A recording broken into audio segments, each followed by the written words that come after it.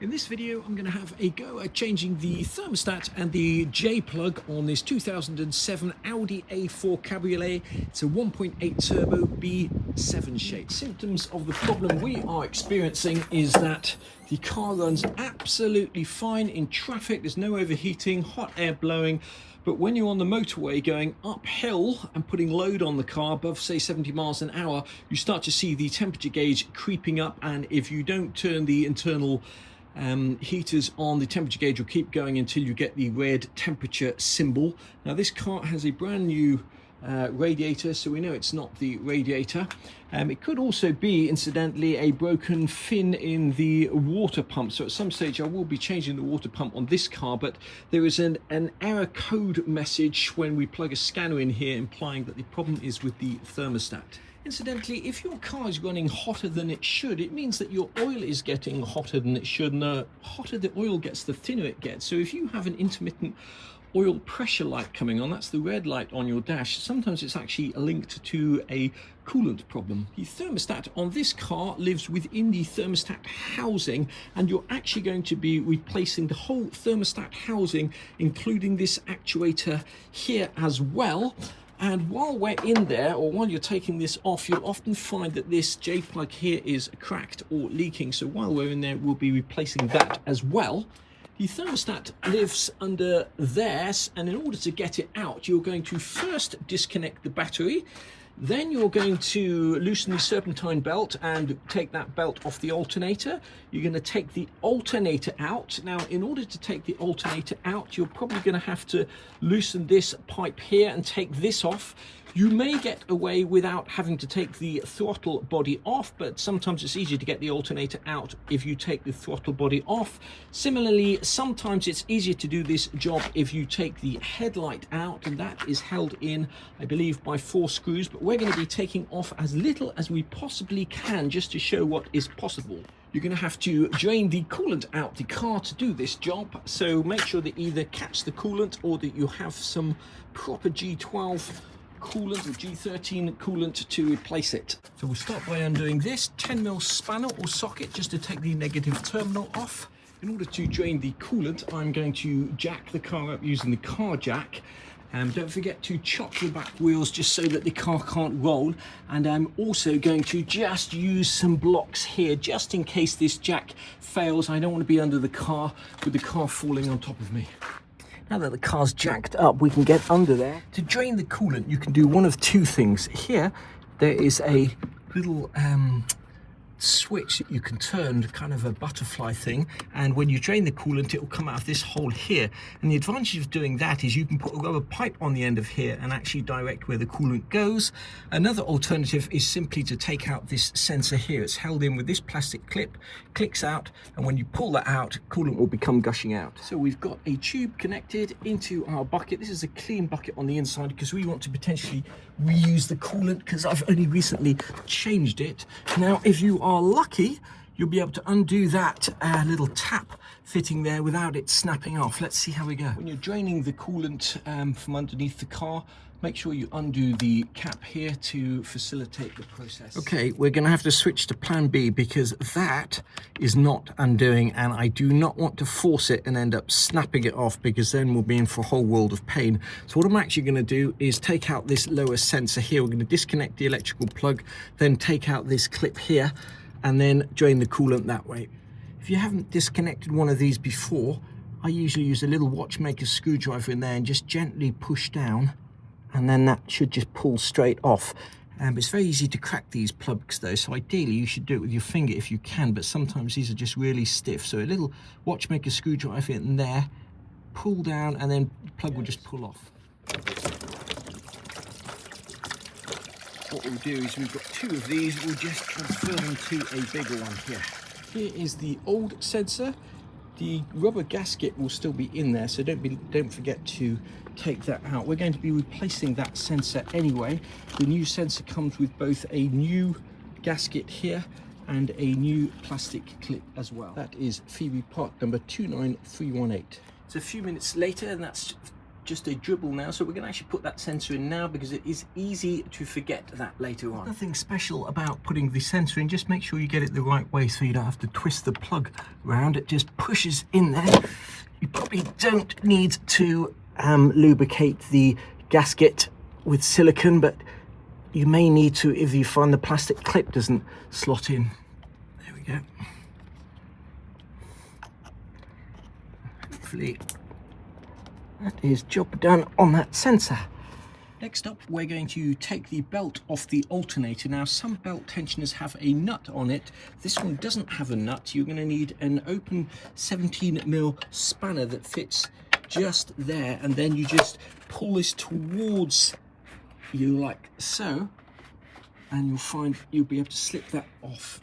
Just before you take the alternator out, just bear in mind that it can actually go in two ways, so make sure you get the orientation right, or you make a note of the orientation before you take it out. There's no need to take the belt all the way off, just unhook it from the alternator.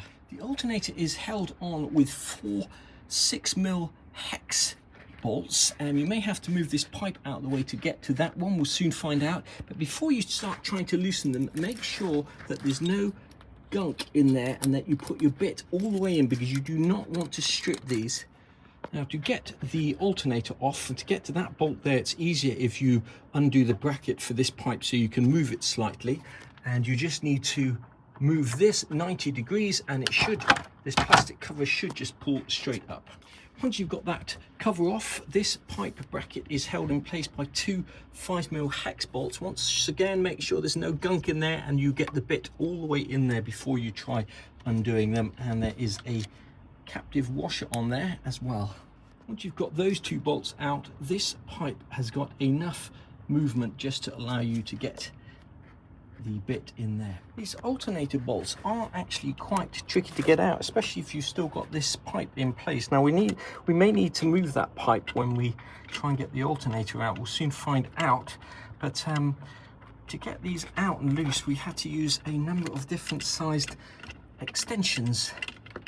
We got there in the end. You could, in theory, disconnect the leads on the back of the alternator there without taking the throttle body off, but I think it's going to be much easier. We'll be able to see what we're doing taking this off. It's held on by 4 screws, but to get to them, we're going to have to take this hose clamp here off first. Undone that, you should be able to just wiggle this loose and hopefully not find too much oil in your throttle body.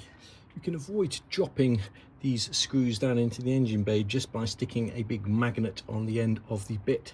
Here's the throttle body here. We'll give that a little bit of a clean and put that to one side. It's worth mentioning that there is, or there should be, a cardboard gasket around here. Now ideally when you take things like the throttle body off, you should replace that cardboard gasket, but as I haven't got one, I'm not going to on this occasion. With the throttle body out of the way, gives you much more access to the fittings on the back of the alternator. First of all, we're going to undo this here. Now this is not the earth strap, it's actually the live strap, which is why you should be disconnecting the battery before you start this job. There's no washer with that nut. Once you've got the nut off, you should just be able to get that strap there off. There's one plug to take off the back of the alternator. Once again, these plugs, to get them off, you push down this little bit here, push down and pull back. Now sometimes they can be quite stiff. Now, it probably is possible to wiggle that alternator out without disconnecting this pipe, but I'm just going to disconnect this pipe. You can get special connectors, sort of what are called hose clamp pliers, but I'm just going to use a set of these and this should be just fine to get this out of the way. Some of these pipes can be incredibly difficult to get off. Now some people use a pick to get them off. I prefer to use a round head Allen key so that I don't damage the pipe. You can see the ball headed Allen key. I'm just going to slide that down there and then work it round. And I usually hold on to this end with a set of mole grips rather than doing my thumb in. Eventually you will find that that comes off, hopefully without spilling too much coolant everywhere. Once you've got that pipe out of the way, it should be relatively easily just to maneuver this alternator out. Now we've got a better look of the thermostat housing here. And you can see there's one pipe to come off here that has a metal clip that has to come off, another pipe to come off here that has a clip like this, and these two bolts, a screw here, and the plug to come out. When you take those hoses off, there's a good chance that you're going to get a little bit of excess coolant coming out, so make sure you've got cardboard or a catch panel, something like that underneath. Let's start with taking this clip here out first. We're just going to get a screwdriver in there and wedge that out, hopefully. All goes to plan.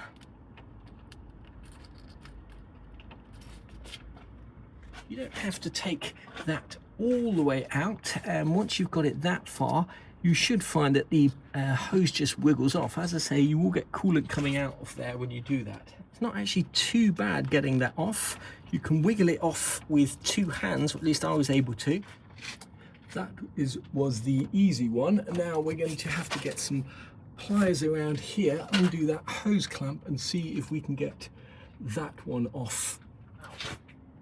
Well, that's not good. What happened is that just sheared straight off, leaving the plastic bit in that pipe.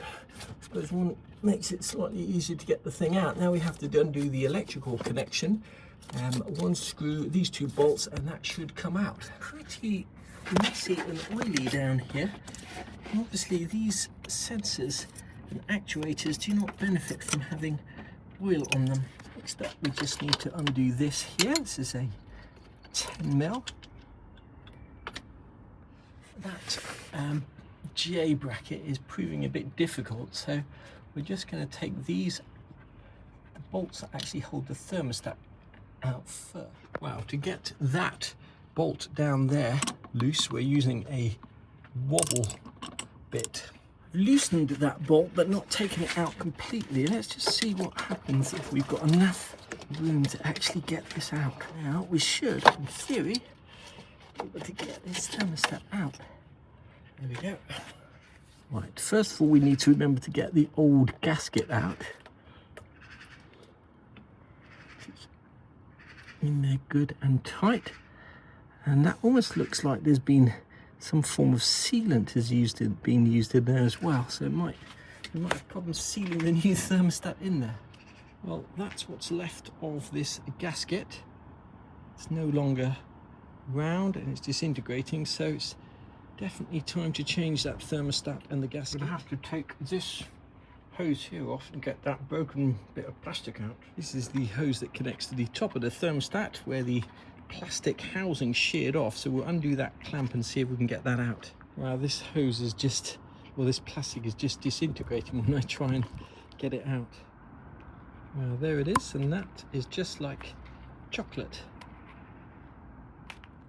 The little J pipe that normally breaks and disintegrates or leaks is just this piece just here.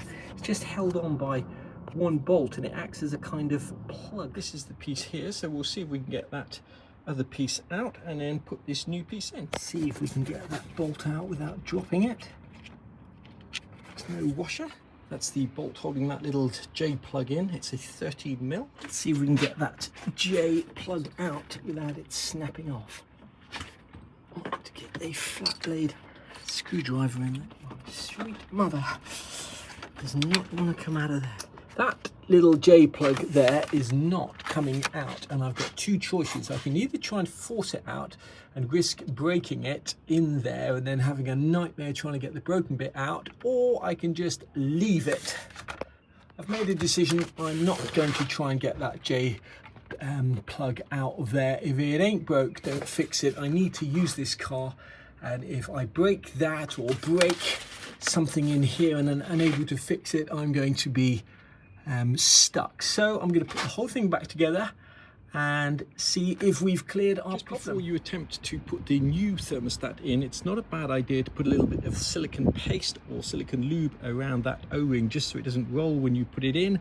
And I'm also going to put just a dab of silicone lube around those fittings there just to make those pipes slip over nice and easily. These are the bolts that hold the thermostat to the engine, and you can see that the lower bolt is rusty, so just before putting that back in, I'm going to swap them over so the lower bolt becomes the upper bolt, but I'm going to actually put some oil on those bolts, because if you do ever have a small leak and those bolts get rusty, it can be incredibly difficult to get them out. But again, you can save yourself a lot of grief just by sticking a huge magnet on the end of the bit as you put the bolts in. That way you won't drop them. There is a very small difference between these two thermostats, which is stopping me putting the lower hose here on. Now, I don't know how well you can see this, but this has two keys, but they're not the same size. The one on this side here is actually slightly thicker than the one on that side there.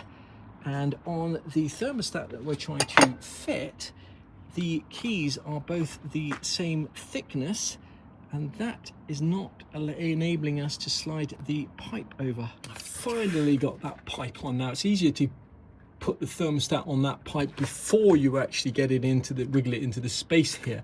So let's get the clip on there and get all these bolts back in. When you come to tighten these thermostat bolts, remember to finger tight first, and then don't just tighten one up all the way and then the other one. You want to do it to half torque, and then half torque, and then full torque, and then full torque. And I'll leave the torque spec on the screen down below if I can find it. Once you've got the thermostat bolts back in there, the bolts for this and both hoses tightened up, we now need to tighten up the bracket, which we had to loosen to get this piece here off, and that there is the wobble bit that I used to get down there to the bolt. Next up, we're going to put the alternator in. We'll put one bolt in first to secure it, then we'll tighten up the live on the back and plug it in. Remember that these bolts are going to need a dab of thread lock. You don't have to go crazy, just a little dab of 243 Loctite thread lock. Remember, when you're tightening these bolts, tighten them in the crisscross pattern, bottom,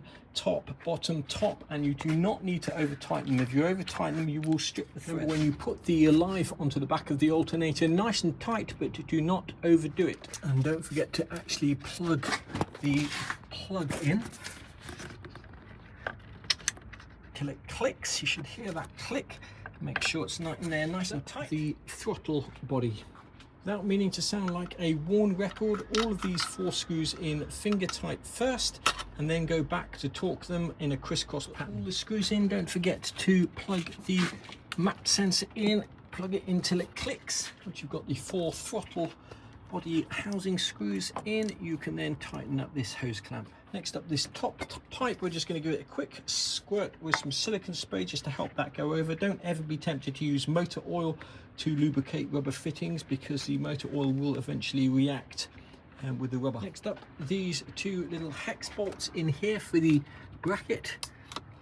The last thing you need to remember to do is to attach the to attach the belt back on there. Make sure it's sitting flush. Now you're ready to start topping up the coolant. Now, it is or can be incredibly difficult to bleed the system on one of these Audis. I've done a complete video on that, and I'll leave a link in the description below to where that is. But what we're going to start off doing is putting in 5 litres, which is what came out of the car, and then we'll use some additional coolant to top up to the max as we need it. We've taken the car off the jack stand. We've still got about half a litre to a litre to put in here, but it's full at the moment. So what we'll do is we'll turn the engine on, run the engine with the heaters, see if we can burp some of the air out that way. Another thing you can potentially do is actually fill up the coolant via this hole here, as opposed to via the header tank. As I mentioned, I have done a full video on this, but to bleed this system properly, what you do is you fill this up to the brim here, and then you lift it up like so, and then you slide that pipe there off until a little hole in the top of it is revealed, and then you gently lower this down until you see liquid bubbling out of there. Initially, obviously, all you'll get is air coming out. What to do is to put the battery terminal back on, make sure that's on there nice and tight. If you find that after disconnecting the battery, your key fob no longer works in terms of opening and closing the doors, then put it in the car and actually hold the button down while it's in the ignition, and that usually resets it. You can also find videos on YouTube to help you if that doesn't fix it. Let's see if this car still starts.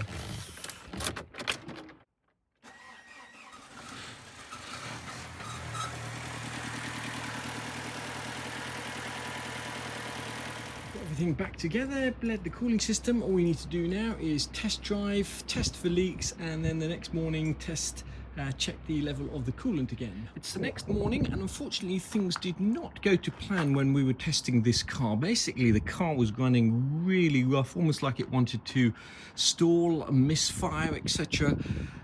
So I'm not sure what's happened. This morning the engine is cool. I'm going to try restarting the engine and see if it runs normally, and see if the problem only manifests itself as the car gets to temperature. So it's the next morning. Let's see if this car starts. Another potential cause of that rough running could be because we were starting the car without driving it on multiple occasions, and we may have just ended up flooding the engine. And one of the videos on our channel, which has been seen almost 250,000 times, shows just how susceptible these cars are to flooding if you move them a short distance, or you turn the engine on and then you turn it off after a short period of time. So far so good, everything's running as it should, but we need to wait until the car gets up to temperature. Well, okay, the car is now at temperature. We're just going to have a look underneath and check for leaks, but seems to be running absolutely fine. So maybe the problem was just simply a flooded engine. How strange. Last thing we're going to do is just scan the car and just check for codes, and if necessary clear that thermostat code. After you disconnect the battery, you're going to get a whole load of faults in the engine control module, the transmission control module, the brakes.